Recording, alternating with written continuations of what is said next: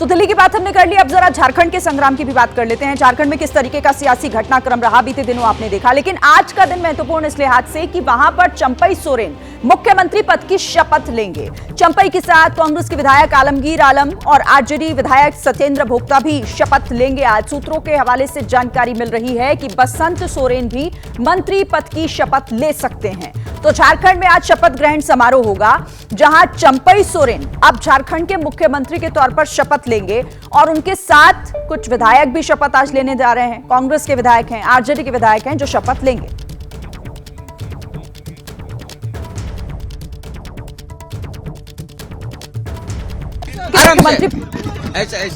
ऐसे नहीं तो हम बात नहीं करेंगे।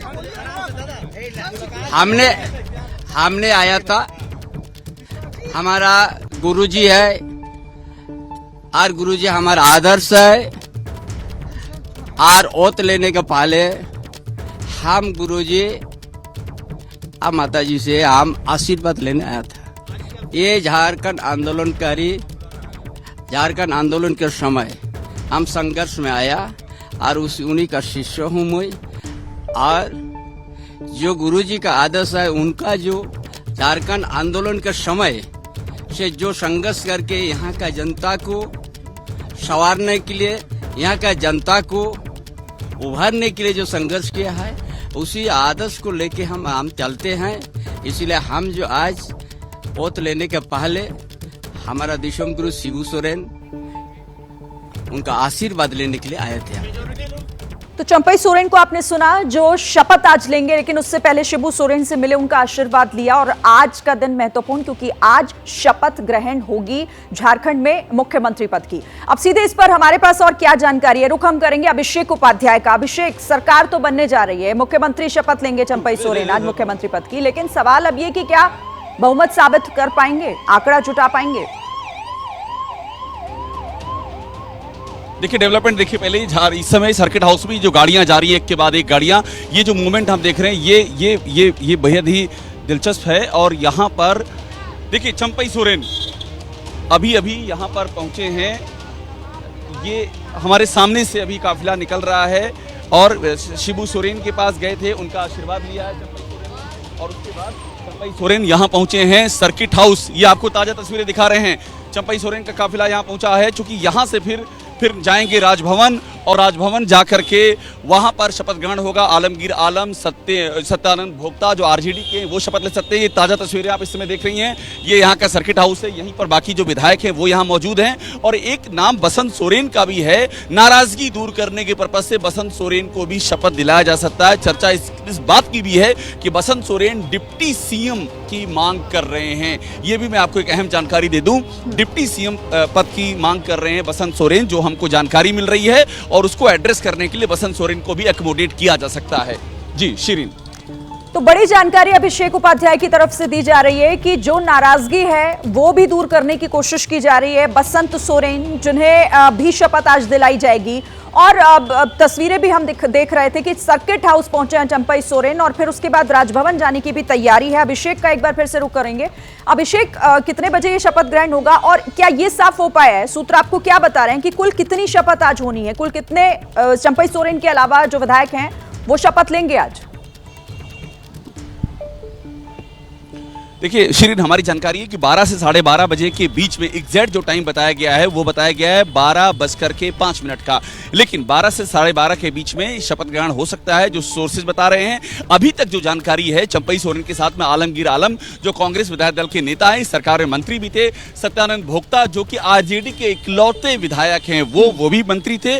और साथ में जो मैंने आपको कहा कि बसंत सोरेन, उनको भी शपथ दिलाई जा सकती है। घर के अंदर का विरोध बढ़ रहा है। हेमंत सोरेन के बाद कौन, ये सवाल जो है परिवार के अंदर इसने एक तरह का डिवीजन पैदा कर दिया। सीता सोरेन अलग नाराज हैं, हमारे सहयोगी वीरेश इस बात को रेखांकित कर रहे थे, वो सच्चाई है। सीता सोरेन बिल्कुल नाराज हैं। सीता सोरेन, आप सोचिए सर्किट हाउस, यहाँ सारे विधायक हैं, सीता सोरेन यहाँ पर नहीं है, वो किसी बैठक में भी शामिल नहीं हुई हैं। तो इस तरह कोशिश की जा रही है बसंत सोरेन को एड्रेस किया जाए, उनको एकोमोडेट किया जाए और पार्टी के अंदर कोई डिवीजन ना होने पाए। इसलिए अभी जो जानकारी है वो है चंपई सोरेन के साथ में 3 और विधायकों के शपथ लेने की जानकारी, जिसमें कि एक बसंत सोरेन भी शामिल है। शिरीन, ठीक है, आप महत्वपूर्ण जानकारी दे रहे हैं अभिषेक, आप रहिएगा हमारे साथ। बाकी हम अपने सहयोगियों का भी रुख करेंगे, लेकिन उससे पहले ये भी आपको बता दें कि हेमंत सोरेन जिन्हें ईडी को जिनकी 1 दिन की रिमांड मिली थी, आज वो खत्म हो रही है और आज एक बार फिर से पेश किया जाएगा।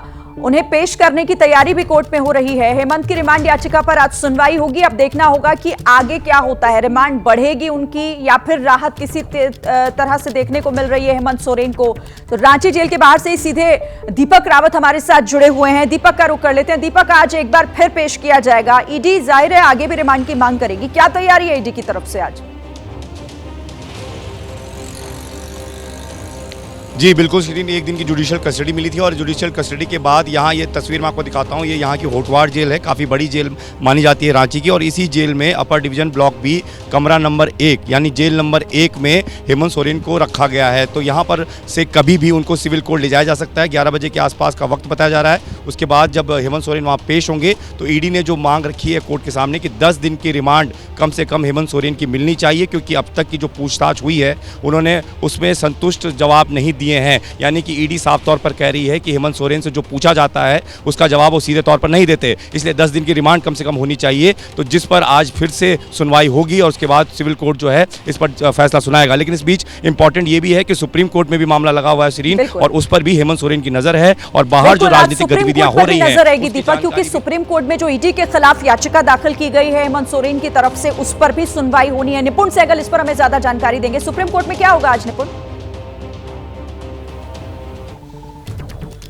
देखिए शेरिन, सुबह 10:30 बजे justice Sanjiv Khanna, justice MM Sundaresh और जस्टिस बेला त्रिवेदी की बेंच मामले को सुनेगी, जहां पर कि हेमंत सोरेन कह रहे हैं कि मेरी गिरफ्तारी गलत हुई है और मैंने सुप्रीम कोर्ट में पहले ही याचिका दाखिल कर दी थी, ईडी ने उसका भी इंतजार नहीं किया। ऐसी तमाम बातें वो कह रहे हैं। और इतना ही नहीं, जो गिरफ्तारी की धारा है PMLA एक्ट में 19, उसको भी चुनौती दे रहे हैं कि उसके भी कंटूर्स तय होने चाहिए, किस तरह से ईडी गिरफ्तारी कर लेती है। लेकिन हमें यह समझने की जरूरत है कि एक जुडिशियल डिसिप्लिन होता है, न्यायिक अनुशासन होता है। जब भी पुलिस या कोई एजेंसी किसी को गिरफ्तार करती है तो निचली अदालत में पेश करती है, और निचली अदालत को अगर लगता है कि रिमांड में देने की जरूरत है तो रिमांड पे दिया जाता है, जमानत देने की जरूरत है तो जमानत दी जाती है। ऐसे में कोई ऊपर की कोर्ट का अधिकार बनता है निचली अदालत पर, लेकिन ऊपर की कोर्ट सीधे आप यहां पर आ जाएं और कहें मेरी गिरफ्तारी गलत है, मुझे जमानत दे दें, ऐसा होना बहुत कठिन होता है तब तक जब तक कि बिल्कुल ऐसा एकदम दिखाई ना पड़ रहा हो कि बहुत कुछ गलत हो गया हो। तो इस मामले में हेमंत सोरेन कितनी राहत पा पाएंगे ये संदिग्ध है। बहरहाल उनके वकील पूरी कोशिश करेंगे और ये तक कहेंगे कि कानून की धारा भी गलत है और गिरफ्तारी का तरीका भी गलत है। सुप्रीम कोर्ट क्या कोई रियायत देता है, ये एक देखने वाली बात होगी।